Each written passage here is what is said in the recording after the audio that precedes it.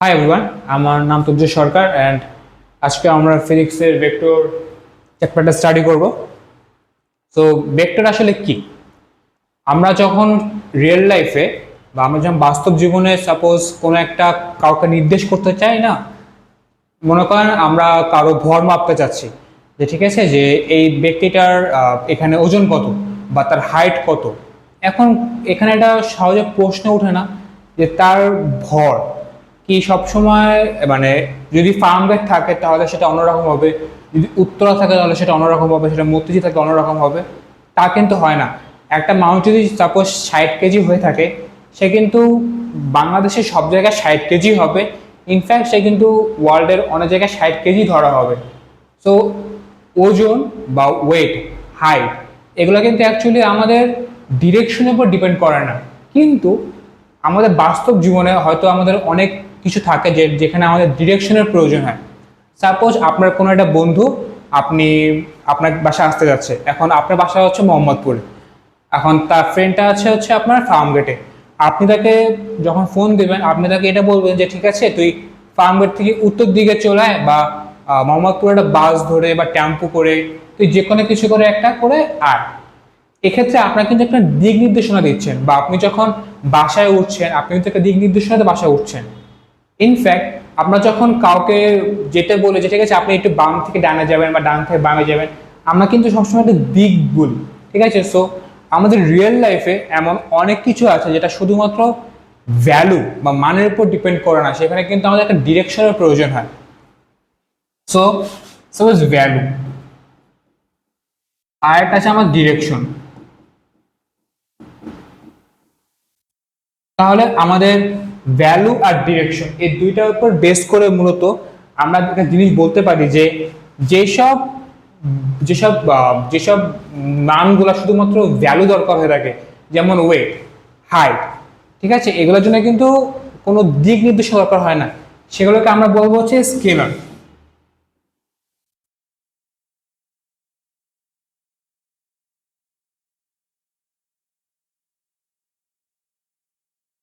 Scalar তার মানে scalar কোনগুলো?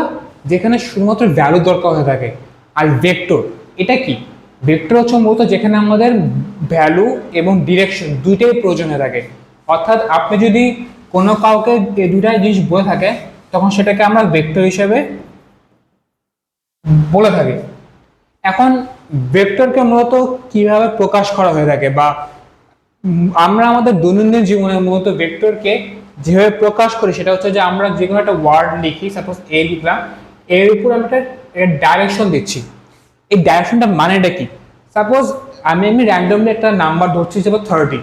আমরা যদি 30-কে যদি এ নামে একটা ভ্যারিয়েবল থাকে, সেখানে যদি আমরা 30-কে স্টোর করে দিই, তাহলে আমরা বলতে পারি যে এ একটা ভ্যালু হচ্ছে 30। এখন এখানে কিন্তু কোনো ডাইরেকশনের প্রয়োজন হচ্ছে না, কিন্তু যখন আমি এটা এরকম কিছু লিখছি, তার মানে বলতে যাচ্ছি যে এ এমন একটা প্রোডাক্ট যেখানে এটা একটা ভ্যালু অবশ্যই আছে এবং তার ডাইরেকশনও আছে, এবং ভেক্টর সাইনের মধ্যে এভাবে প্রকাশ করা হয়ে থাকে। ইনফ্যাক্ট ভেক্টরকে আমরা মূলত, এখন অনেকে থাকে যে এটা কোনো একটা তৃতীয় দিতে চায় না, যেটা দেওয়াটা উচিত, এটা কিন্তু আমাদের মানে আইডিয়াল ভেক্টর, আমরা কিন্তু এভাবে প্রকাশ করাটা উচিত, এবং সবাইকে আমি এনকারেজ করবো যে আপনারা এভাবেই প্রকাশ করবেন। ইনফ্যাক্ট আপনি যদি এভাবে প্রকাশ করতে পারেন, আবার অনেকে করে কি একটু জিনিসটাকে একটু বোল্ড করে দেয়, বা এরকম বোল্ড করা এটা অবশ্যই জাস্টিফাই, কিন্তু এটা অনেক টাইম কনজিউমিং, বোল্ড করা টাইম কনজিউমিং হতে পারে এক্সামে আপনাদের জন্য। সো এটাকে আমি বলবো যে আপনারা ভেক্টরটাকে এভাবে প্রকাশ করতে পারেন। সো বেসিক যে ধারণাটা যেটা আমি বলতে যাচ্ছি যে ভ্যালু এবং ডিরেকশন এই দুটা থেকে মূলত ভেক্টরের জন্য যদি কোনো একটা কোনো একটা মানের ডিরেকশন থাকে, তা সেটাকে আমরা ভেক্টর বলতে পারি। এখন ভেক্টর তো অবশ্যই অনেক রকম ভেক্টর হতে পারে, এবার ডিপেন্ড করে হচ্ছে মূলত আপনাদের ভেক্টরকে আপনি কিভাবে প্রকাশ করতে চাচ্ছেন তার উপর। আচ্ছা, সো প্রথম ধাপে আমরা শিখেছি যে আমাদের ভেক্টর কি, ভেক্টর ভ্যালু এবং ডিরেকশনের উপর ডিপেন্ড করে থাকে, এবং আমরা ভেক্টর সাইনটাও শিখেছি, সেটা হচ্ছে যে আমরা যদি একটা লেটার লিখি তার উপর যদি আমরা একটা অ্যারো চিহ্ন দিয়ে থাকি, সেটাকে আমরা অ্যাজ আ ভেক্টর হিসেবে আমরা প্রকাশ করে থাকি। এখন অনেক অনেক ক্ষেত্রে অনেক বই থাকবে যে দেখবেন যে আপনারা এভাবে একটা দাগ দেওয়া থাকে, এই দাগটার মতো হচ্ছে মডুলাস সাইন, ঠিক আছে? তার মানে কি, এই যে যখন আপনি কোনো একটা ভেক্টর থাকবে তারপর যখন আপনি একটা মডুলাস সাইন দিচ্ছেন, এটার মানে হচ্ছে যে আমরা তখন এই যে ভেক্টরটা, এই ভেক্টরের ডিরেকশন নিয়ে আমরা চিন্তা করব না, অর্থাৎ এই ভেক্টরটা কোন দিকে ডিরেক্ট করছে, north south east West, it doesn't matter. যেটা ম্যাটার করছে সেটা হচ্ছে এটার ভ্যালুটা, অর্থাৎ এটার ভ্যালুটা আমার কি। ওকে, সো যদি আপনারা কোনো বই দেখবেন যে এরকম অনেক সময় অনেক ম্যাথমেটিক্সের সময় এরকম সাইন দেওয়া থাকে, সেক্ষেত্রে আমরা অত সময় ভুল চিন্তা করে থাকি যে না এটা একটা ডিরেকশন আছে। না, এটা ডিরেকশন অবশ্যই আছে, যেহেতু এটা একটা মডুলাস সাইনের মধ্যে আছে, সো এই জিনিসটাকে আমরা অবশ্যই অ্যাজ আ ভ্যালু হিসেবে ট্রিট করবো, নট অ্যাজ আ ভেক্টর হিসেবে, স্কেলার হয়ে যাবে এটা এখন আমাদের কাছে। এরপর ভেক্টরকে মূলত আমাদের যখন ম্যাথ করতে আসি, যেটা আমাদের সবাইকে করতে হবে, সেক্ষেত্রে আমাদের ভেক্টরকে মূলত আমাদের এভাবে লিখতে হয়, বা ভেক্টরকে মূলত আপনি যখন বই দেখবেন যে মূলত এইভাবে হয়ে থাকে।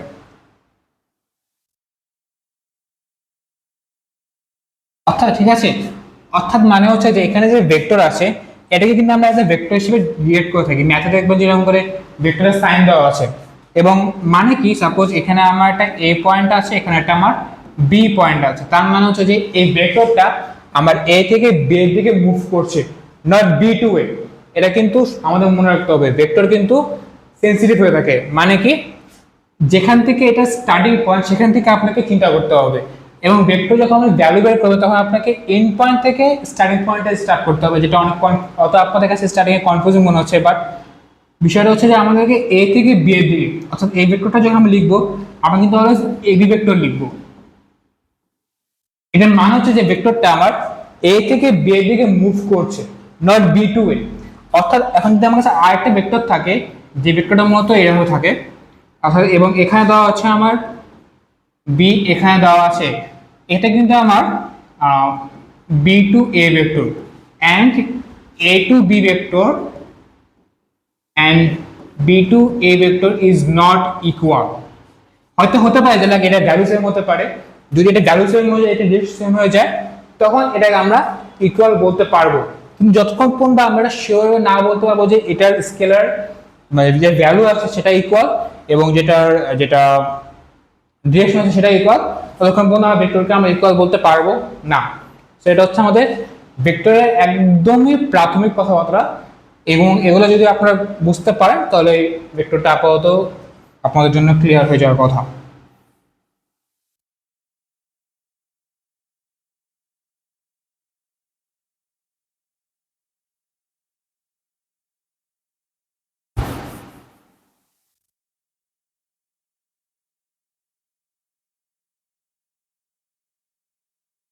এখন সাপোজ আমাদের কাছে এবার একটা ভেক্টর দেওয়া আছে, যে ভেক্টরটা মূলত আমার কাছে দেওয়া আছে ও ভেক্টর, এটা হচ্ছে আমার এ ভেক্টর, এটা হচ্ছে আমার বি ভেক্টর। তার মানে কি, এখানে দুইটা ভেক্টর আছে যারা একে অপরের উপর ওভারল্যাপ করেছে একটা অ্যাঙ্গেলে, এবং এই অ্যাঙ্গেলের যে কোনো অ্যাঙ্গেল হতে পারে, যে লাইক, ঠিক আছে। সো এটা কিন্তু একটা অ্যাঙ্গেলে আপনার পড়েছে, যেটা আমি নর্মালি থিটা অ্যাঙ্গেল বলা হয়ে থাকে আপাতত।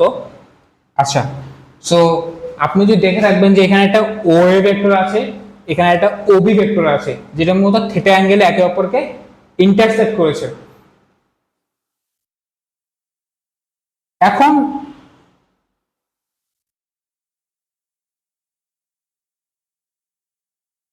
এখন আমরা আসি একদমই প্রাথমিক কথাবার্তা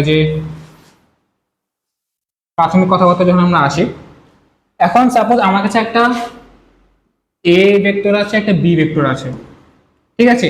এখন আমরা এই এ বি ভেক্টর দিয়ে আমরা অনেক কিছু বোঝার ট্রাই করবো, যে আমাদের দৈনন্দিন জীবনে আমরা অনেক ধরনের ভেক্টরের সাথে আমরা পরিচিত হব। তার ক্ষেত্রে প্রথম যেটা হচ্ছে সেটা হচ্ছে আমাদের স্বাধীন ভেক্টর বা ফ্রি ভেক্টর, ঠিক আছে। আমি যদি প্রথমে লিখে রাখি যে ফ্রি ভেক্টর,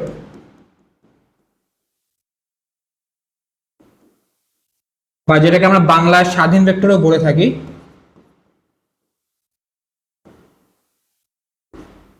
ঠিক আছে, এখন আপনারা হয়তো ওয়ার্ডটা শুনে বুঝতে পারছেন যে এটা স্বাধীন মানে এটা ফ্রি। এখন ফ্রি কিভাবে? অনেক ভেক্টরের মধ্যে দুটো পয়েন্ট থাকে। আপনি যখন এখানে ভেক্টরগুলো দেখছেন, এই ভেক্টরে দুটো পয়েন্ট থাকে, একটা হচ্ছে আমাদের স্টার্টিং পয়েন্ট, একটা হচ্ছে আমাদের এন্ডিং পয়েন্ট। এটা আমি খুব সিরিয়াসলি বলেছিলাম যে এই যে এ থেকে বি পয়েন্ট, ঠিক আছে। এখন এই এ থেকে বি পয়েন্টের এই যে এ পয়েন্ট যেটা আছে, এই যে এই পয়েন্টটা, এটা হচ্ছে আমাদের সবসময় স্টার্টিং পয়েন্ট হয়ে থাকে, এবং যেদিকে আমাদের অ্যারো চিহ্ন থাকবে সেটা হচ্ছে আমাদের এন্ডিং পয়েন্ট। এই জিনিসটা খুবই আপনারা সিরিয়াসলি দেখবেন যে যেখান থেকে স্টার্ট হয়েছে সেটা কিন্তু আমাদের স্টার্টিং পয়েন্ট, যেদিকে আমাদের এই যে এই অ্যারো চিহ্ন থাকবে সেটা হচ্ছে আমাদের অলওয়েজ এন্ডিং পয়েন্ট হয়ে থাকে।